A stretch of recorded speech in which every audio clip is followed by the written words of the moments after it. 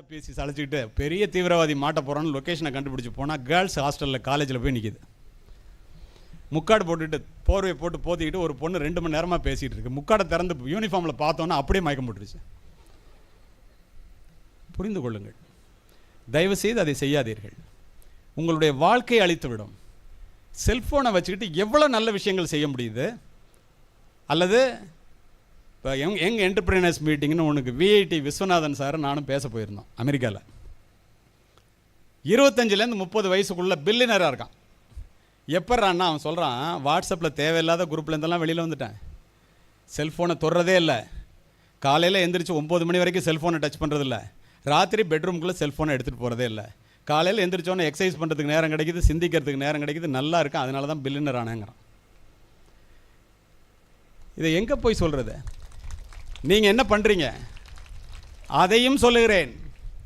மாணவ செல்வங்களே, நான் சொல்லுவது அத்துணையும் சத்தியம். இந்திய இளைஞர்கள் ஒரு நாளைக்கு 150 முறையிலிருந்து 300 முறை செல்ஃபோனை எடுத்து சோதித்து பார்க்கின்றீர்கள். நோட்டிஃபிகேஷனை 150 முறையிலிருந்து 300 தடவை தினம் செல்ஃபோனை எடுத்து ஸ்கூலில் செல்ஃபோன் வச்சுக்கூடாதுன்னா போகணுன்னு செல்ஃபோன் எடுத்து வைப்போம். காலையில் எந்திரிச்சோன்னா அப்படியே செல்ஃபோனை தேடுறது, ராத்திரி படுக்கைக்கு செல்ஃபோனோடய போகிறது. இல்லைன்னா உக்ரைனில் குண்டு விழுந்துடும், ஓசோனில் ஓட்ட விழுந்துடும். உங்களுக்கு என்ன அதை பற்றி? செல்ஃபோனில் வர்ற வாட்ஸ்அப்பில் பரிமாறப்படுகின்ற தகவல்களில் காவல்துறை அதிகாரியாக பதிவு செய்கின்றேன், 90% தகவல்கள் பொய்யானவை. தெரியுமா உங்களுக்கு? அதை பார்த்து நீ என்ன பண்ண போகிற? சரி, இது இப்படி 150 தடவை பார்க்குறல்ல, அதை கணக்கு போட்டு பார்த்தா ஒவ்வொரு தடவை போகும்போது நீ அட்வர்டைஸ்மெண்ட்டுக்குள்ளே போயிடுற. அதை சொல்கிறேன் நான். ஒரு நாளைக்கு இந்த இந்திய இளைஞர்கள் 3 மணி நேரத்திலிருந்து 6 மணி நேரத்தை செல்ஃபோனிலே தொலைக்கிறார்கள். நேரத்தை ஓடிக்கொண்டிருப்பது கடிகார முள் அல்ல, உன்னுடைய வாழ்க்கை.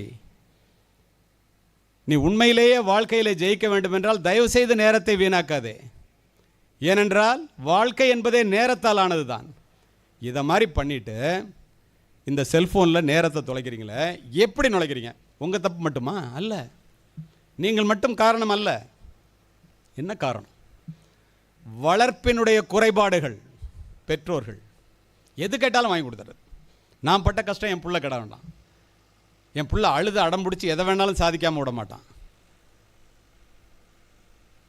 போதிப்பினுடைய போதாமை ஆசிரியர்கள் இதை உள்ளாய்ந்து அறிந்து ஆய்ந்து பிள்ளைகளுக்கு சொல்லுகின்ற சூழ்நிலை இப்போது இல்லை, குறைவாகிவிட்டது. அபரிமிதமான இணையதள வளர்ச்சி. நீ கேட்குறியா விரும்புறியோ விரும்பலையோ, ஆபாசங்கள் வந்து விழும். உங்களுக்கு தெரியுமா? 2020ஆம் ஆண்டு டிசம்பர் மாதம் இந்தியாவில் மட்டும் இணையத்தை உபயோகித்தவர்களுடைய எண்ணிக்கை 79 கோடி. 2021 மார்ச் 3 மாதத்தில் கோவிட் நேரத்தில் இந்தியாவில் இணையத்தை உபயோகிப்பவர்களுடைய எண்ணிக்கை 79 கோடியிலிருந்து 82.5 கோடியாக 3.5 கோடி 3 மாதத்தில் உயர்ந்தது. 3.5 கோடியில் 3 கோடி பேர் இளைஞர்கள். விரும்பியோ விரும்பாமலோ வந்து விழுகின்ற ஆபாச படங்களை பார்ப்பதற்கு வற்புறுத்தப்படுகிறீர்கள். இந்த சமுதாயத்திலே, அரசாங்கத்திலே, நிர்வாகத்திலே இதை கட்டுப்படுத்துவதற்குரிய வாய்ப்பு என்ன என்று தெரியாமல் தடுமாறி நிற்கின்றார்கள். இந்த இடத்துல இன்னொன்று தெரிஞ்சுங்க. டிக்டாக் வருதில்ல, சைனாலேருந்து அனுப்புகிறான். ஆபாசங்கள், குடிக்கிறது, கூத்தடிக்கிறது, கும்மாளம் போடுறது எல்லாத்தையும் உங்களுக்கு அனுப்பிச்சிட்டு, கராத்தேல யார் ஃபஸ்ட்டு வந்தால், பரீட்சையில் படித்து யார் பெரிய ஆளானா, சின்ன வயசில் பில்லியனராக அவன் ஆனால், மோட்டிவேஷனல் ஸ்பீச்சு எல்லாத்தையும் அவன் போட்டுட்டு அவன் மக்களை வந்து அவனுடைய இளைஞர்களை சரியான பாதையிலே நடத்தி உங்களுடைய இளைஞர்களை, நம்முடைய இளைஞர்களை தவறான பாதையிலே வழி நடத்துகிறார்கள். இது எத்தனை பேருக்கு தெரியும்? இதையெல்லாம் புரிந்து கொள்ள வேண்டியது நீங்கள் தான். உங்களுடைய வாழ்க்கை அல்லவா? இது உங்களுக்கு யார் சொல்கிறது? அது மட்டுமல்ல, ஃபேஸ்புக் நிறுவனத்தினுடைய சிஇஓ மார்க் ஜூக்கம்பெர்க் அமெரிக்காவில் உள்ள செனட்டில் அவனை கூப்பிட்டு ₹1 கூட எங்கிட்ட பணம் வாங்காமல் ஆப்புக்கு கோடி கோடியாக சம்பாதிக்கிறியடா, பில்லியனர் ஆகிறியா எப்படின்னு கேட்குறான். அவன் சொல்கிறான், கொஞ்சம் கூட கூச்சம் இல்லாமல், சமூக ஊடகங்களினுடைய மிகப்பெரிய வருமானமே விளம்பரங்கள் தான். விளம்பரங்கிற பார்க்குறதுக்கு அவனுக்கு நேரம் இருக்குது?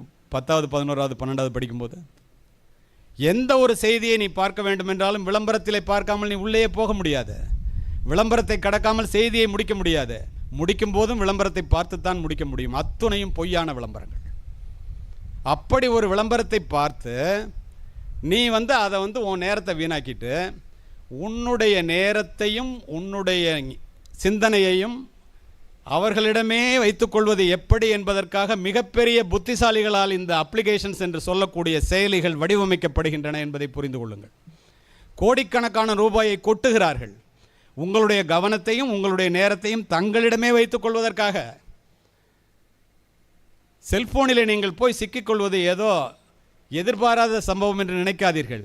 உங்களுடைய உணர்ச்சிகளையும் உங்களுடைய எண்ணத்தையும் திசை திருப்பி அதையே நீங்கள் பார்க்கும்படியாக வற்புறுத்தப்படுகிறீர்கள். வலையில் மாட்டாமல் நீ தான் தப்பிச்சுக்கணும். உதாரணமே சொல்கிறேனே, ஒரு ஃபேஸ்புக்கில் ஒரு படத்தை நீ பதிவேற்றம் பண்ணினா மனித உளவியல் நம்மை விட அவர்களுக்கு தெரிந்திருக்கிறது. என்ன? மற்றவர்கள் தன்னை பற்றி என்ன நினைக்கிறார்கள் என்பதை அறிந்து கொள்ள இந்த மனித மனம் துடிக்கிறது. மற்றவர்களுடைய புகழ்ச்சிக்கும் பாராட்டிற்கும் இளைஞர்களாகிய உங்களுடைய மனம் ஏங்குகிறது.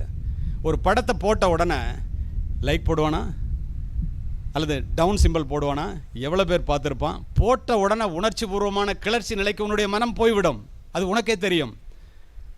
10 நிமிஷத்தில் ஹே யூ ரிசீவ்டு 10 லைக்ஸ் அப்படின்னு வரும். திறந்து பார்த்தோன்னே உனக்கு அப்படியே ரெக்க கட்டி பரப்ப 10 பேர் லைக் பண்ணிட்டாண்டி.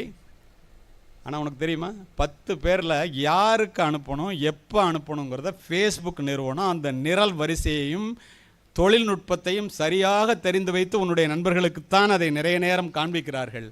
பார்க்குற 10 லைக் உனக்கு வர்றதில் 9 பேர் அவன் ஏதாவது போட்டால் நீ லைக் பண்ணுமேன்னு போடுறானவளையே உன்னை உண்மையிலேயே விரும்பி போடலைங்கிறத மனசில் பதிய வச்சுக்க. இதுதான் நிஜம். இத்துணை சூட்சுமத்தை உங்களுக்கு நான் சொல்லுவதற்கு காரணம், அதை பற்றி நான் நன்றாக அறிந்தவன் என்ற காரணத்தினால். உங்களுக்கு எத்தனை பேருக்கு தெரியும்? நெட்ஃப்ளிக்ஸ் நிறுவனர் ரீட் ஹேஸ்டிங்ஸ்னு பேர். அவன் சொல்கிறான், உங்களுக்கு யார் ஃபேஸ்புக் யூடியூப்பில் யார் எதிரின்னு கேட்குறான். அவன் யாரையும் சொல்லலை. இதை உட்காந்துருக்கீங்களே, இளைஞர் பட்டாளம் தான் என்னுடைய எதிரி.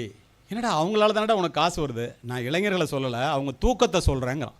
ஓப்பன் இன்டர்வியூவில் உங்களை தூங்க விடாமல் பண்ணி நைட் மோட் டார்க் மோடெல்லாம் கொடுத்து கண்ணு கெட்டு போகாமல் இருக்கும் ராத்திரியில் அப்படின்னு சொல்லி ராத்திரி பூரா படுக்கையில் எடுத்துகிட்டு போய் செல்ஃபோனை பார்த்து பின்னால் உட்காந்துருக்கிற மாணவர்களுக்கு அதிகமாகவே தெரிந்து கொள்ளுங்கள். நைட்டு 2 மணி வரைக்கும் செல்ஃபோனை நோண்டிகிட்டு இருந்து குப்பையை பார்த்துட்டு காலையில் எழுந்திரிச்சு என்ன வீட்டில் சாப்பிட்டோம் எங்கே போகிறோன்னு பைத்தியக்காரன் மாதிரி ரோட்டில் வருவான். சட்டை கூட அயன் பண்ணாமல் என்ன செய்கிறோம் என்ன பண்ணுறதுன்னு தெரியாமல் பள்ளிக்கூடத்தில் உட்காந்தா எப்படி படிக்கிறத கேட்க முடியும்? நீ இதை டயக்னோஸ்டிக் அண்ட் ஸ்டாட்டிஸ்டிக்ஸ் அப்படின்னு சொல்லி ஒரு அமைப்பு, கிரைன்னு ஒரு அமைப்பு இருக்குது அமெரிக்காவில். Child good, very good. அவங்க சொல்கிறாங்க, செல்ஃபோனில் இளைஞர்கள் 25% பேர் செல்ஃபோன் அடிக்ட் ஆகிட்டான். அவன் அத்தனை பேரும் மனநல மருத்துவர் தேவை. எப்படி போயிட்டுருக்கோம் பாருங்கள்.